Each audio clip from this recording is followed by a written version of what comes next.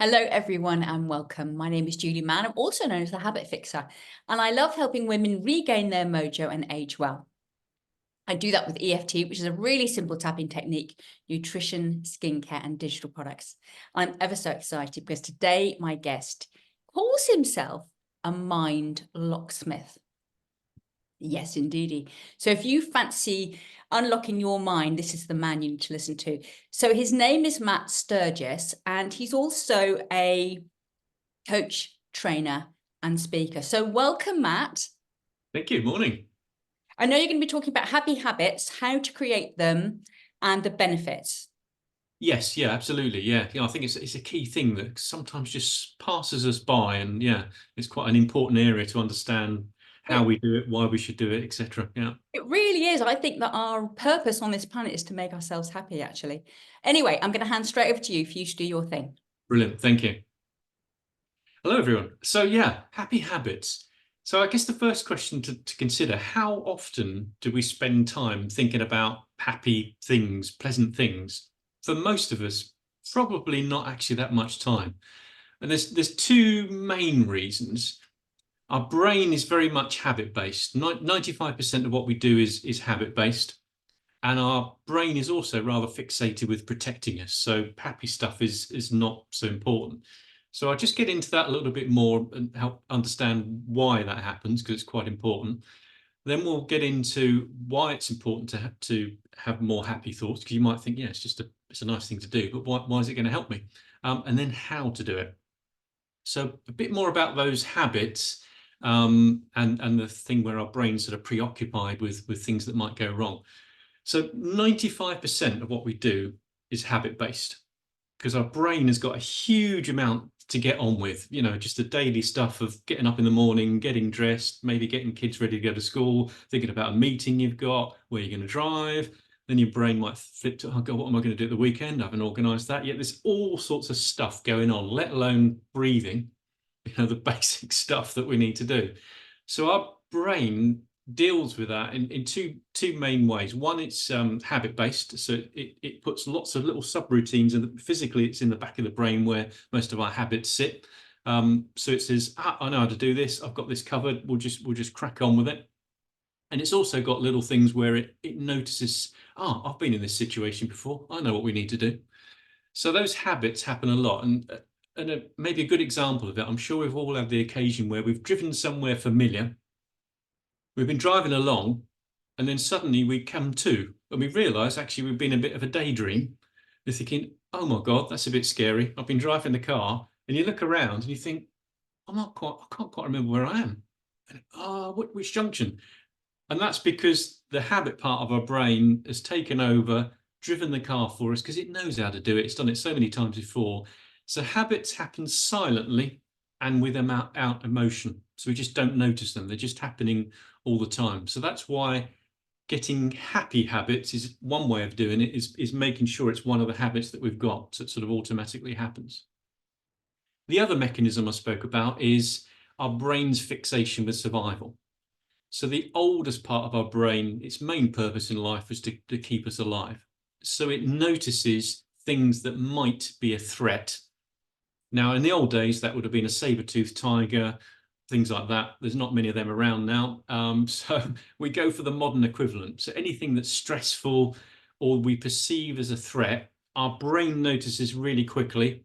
And it's got various habits again in the back of the mind as to how we might react to that, whether it's getting anxious, worried, fearful, things like that. So it's fixated with that. So Dr. Rick Hanson put that best in terms of, he said that our brains are like Velcro for negative thoughts, and they're like Teflon for positive ones. Because if you think about it, a positive thought, oh, that lady's just smiled at me, that's nice, is of no use to you whatsoever for a survival point of view. So the brain says, discount, gone, ignore, not relevant. Someone coming up to you that's looking a bit threatening, I need to latch onto that. I need to keep on to that situation. So we need to help our brain with that whole sort of mechanism, because if we don't do something to intervene to think about positive things, it just won't happen. So now, why bother? Why bother thinking about happy things? Well, the first thing is it's quite fun and it's pleasant to do. But it also triggers, we've got two sort of main nervous systems. The parasympathetic nervous system is our system that calms us down. So that's why a lot of people do breathing techniques, because it's actually a message to that part of the system. Everything's all right now. There's no threat. Calm down. So having happy thoughts calms that part of the system down. Our sympathetic nervous system is the one that's permanently on standby, looking out for threats. So that's the first thing. The other thing is there's an interesting part of the brain called the reticular activating system, rather posh name, for it's sort of at the back of the brain there, very small, tightly bunched set of neurons, and it's basically our filter. So if you imagine being in a crowded room, somebody calls your name out, suddenly you notice it. All the other noise, hullabaloo, you don't. If ever you've thought about buying another car, let's say it's a Volkswagen Golf, suddenly you start noticing your friend's got one, a neighbour down the road's got one, you notice one at Tesco's, you just see some driving on the road, in the magazine, they were always there. You just filter them out. So your reticular activating system filters out what you need to know and what you don't need to know. And it filters based on 4 of your senses. Smell isn't one of them. That goes straight into your memory. So that's why if ever you've smelt something, it's triggered a really vivid memory. That's why it goes straight into the memory center. So by what we notice triggers our reticular activating system to notice more of it. So again, if we're thinking about happy habits, happy thoughts, it says, that's what you want, is it? Fine, I'll find some more for you. So that's the other reason it's important. And the other one is it actually changes the wiring of our brain. So if you have a habit, and some studies have shown as short as something like 20 to 40 days, it actually strengthens part of your brain regions in the front and the prefrontal cortex, which is your rational, reasonable part of the brain that says, actually, everything's all right, calm down, let's just solve the problem and just get on with it. And it actually reduces the size of the amygdala, which is the sort of fight-flight system, alarm system that says, no, panic, panic, panic. So it actually physically changes our brain. So those are the 3 good reasons to develop happy habits. So let's get into how can we do that. There's lots of different ways you can do it. So I'm deliberately going to give you a couple of different ideas because we're all different. We think, that one, I quite like the idea of that one, but that one, not so sure. So one very simple one that I've done now for 7 years is I've got a little, in fact, I've got 4 journals now, little sort of booklets. And every night, the last thing I do before I go to sleep is pen and paper. I write the date and I put 3 bullet points of 3 things that I'm grateful for. And then I try and then spend a bit of time thinking about those and just sort of letting them absorb in the brain. Now, that activity in itself has shown after 40 days, that does start to change the wiring in your brain, as I shared earlier. So it does have a huge impact. And I get it. A lot of people, and I was at the beginning, thinking, what is this gratitude stuff? And why should I bother? But it does actually make a difference. And sometimes you can do it as simply as just a mental checklist I sometimes do in the morning, particularly if you're feeling a bit rough one particular day. You just go through that mental checklist of 3 things you're grateful for. So that changes the brain wiring, and that also is an indication to your reticular activating system. I want you to notice more of this stuff. So you'll start noticing more positive things. It will just become an automatic thing that happens in the background. Now, another very simple, might even sound a bit cheesy, but that's why it works, thing is in amongst the day when things are happening and you're thinking, oh God, I'm just feeling a bit stressed or a bit wound up. If you just simply say to yourself, I choose happy. And if you keep doing that, or I choose to smile, you're actually developing a habit and it becomes automatic after a while. You just tend to do it. But it's a way of you taking control of your brain, because otherwise, as I said before, you've got all these habits, 95% of it's going, right, habit, let's just run the habit. Oh, I know, this is stress. This is what we do when we have stress. So you're overriding it by using this part of the brain and saying, I choose happy, or I choose to smile. And you can't then not start to sort of think about that. So another one that I like to do, and this takes a bit of time to build up, and I'm going to share with you a sort of a little habit technique with this, is to go a bit further, and think about spending a bit of time thinking about people you love, spending a bit of time about progress that you've made, because we tend to focus on what we've got wrong, not things that we've got well. So spending a bit of time on progress, spending a bit of time thinking about just happy things in the past that we've done, holidays or things like that. And also thinking a bit about our dreams and aspirations, because again, the more time we create pictures and emotions about our dreams and aspirations, again, our reticular activating system is going to filter out all the stuff that's going on, say this is useful, this is going to help you. And I've deliberately mentioned images and emotions because that's the part of the brain where habits sit. That's the language of that part of the brain. The oldest part of the brain uses mainly images. The second oldest part of the brain tends to use emotion, and the more modern part tends to use language as its sort of communication vehicle. So ideally, it's great if you can spend 5 minutes on each of those things, but that's a bit of a tall ask to start with. So just choose one thing, whether it's progress you've made, people you love, your dreams and aspirations or happy thoughts, and spend, let's say, 20 seconds. Getting the habit established is the important thing, and then you can gradually build on it. Now, one simple way of creating a habit is to build on one that you've already got. Because quite often we can think of a typical way we think about habits is I'm going to put a particular time in the diary, 9 o'clock or whatever it is, I'm going to practice this. Well, you probably won't. Other things will get in the way, you'll forget about it, or I'm a bit busy, I'll leave it today. So if you build an existing habit, you're more likely to do it because you've already got that neural pathway, that strong neural pathway of that habit. So just pick something that happens every day, guaranteed. Brushing your teeth, first time you sit down and in your office seat, when you have a hot drink in the morning, assuming you have a hot drink, a cold drink if not, just basic things. I don't know, that when the last bit of clothing you put on in the morning when you get dressed. So choose one of those habits, but then I want you to think about what I call the leading edge. So let me explain that a bit further. So if we say brushing your teeth, maybe it's in the morning. So rather than just say, I'm going to practice my happy habit when I've finished brushing my teeth, exactly what point are you going to do it? Is it the point you put your toothbrush down and you finish brushing your teeth? If it's getting dressed in the morning, which piece of clothing is it? Maybe putting your shoes on? Is it the last one that you tie up, or when you've just put your shoe on? So it's thinking about that particular moment, or when you're having a hot drink. Is it going to be when you finished your drink and you put it down somewhere?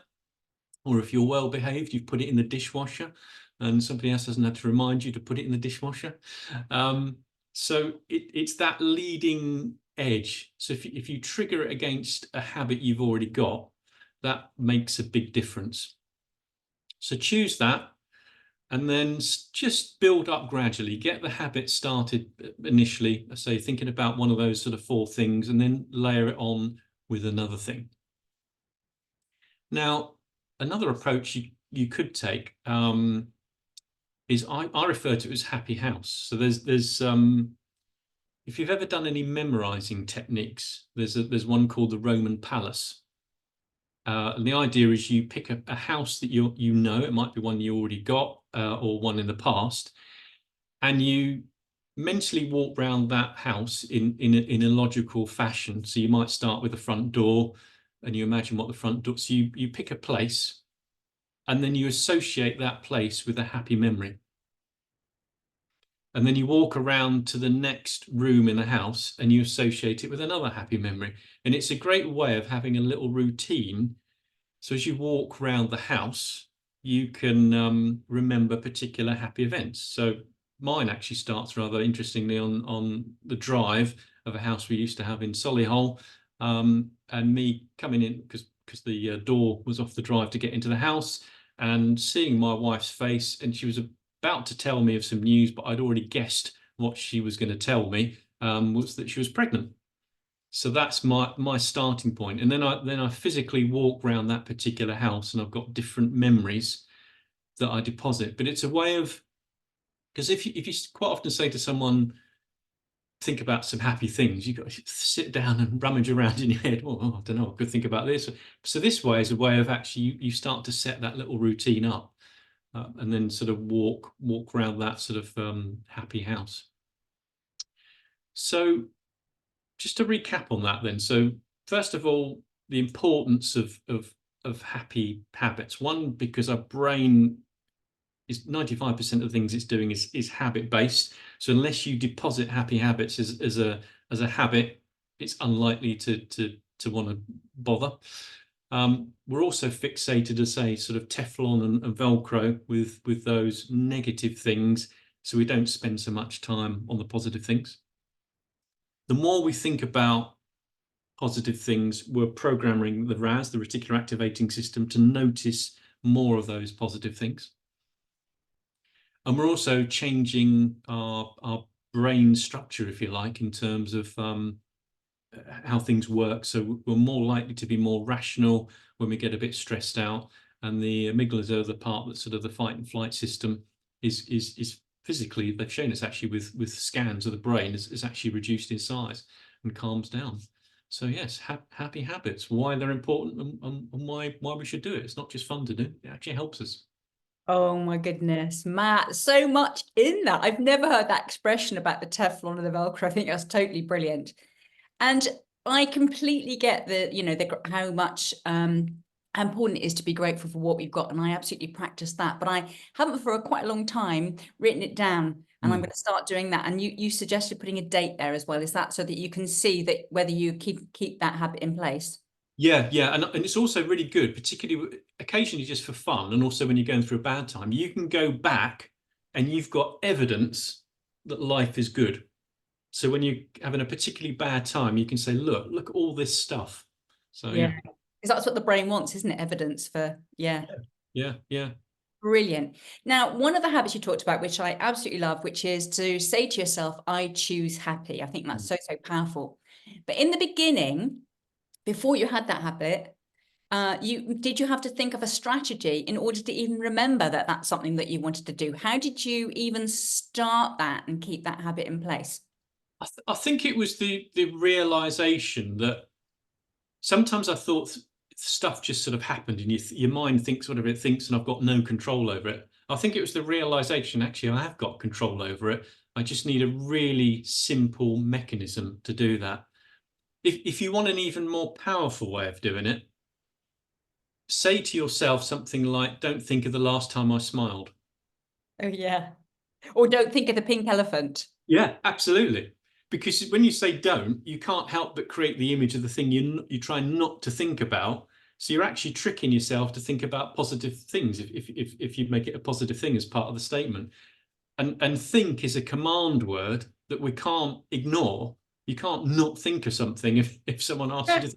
If you do it to yourself, don't think of a happy thought, don't think of smiling, don't think of being happy. It's actually another variation of the theme of I choose happy. So Absolutely. And I know there are times when I thought, well, I mustn't think about that. And then, of course, that's the thing, the predominant thing on my mind.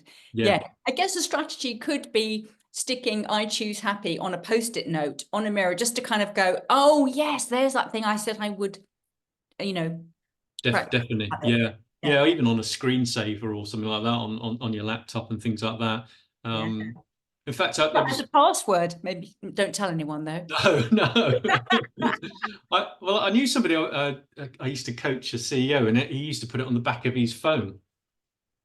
So when he was feeling a bit stressed, he'd sort of have it faced up, and then you think, yeah, I remember. And then you'd flip it over, and it says, "I choose happy," just to remind Yes. himself. So it's also a physical act then, because he's turning the phone over Yeah. to look at the little label at the back and choose again in another way, I suppose. So it's also reinforcing that habit in a different way.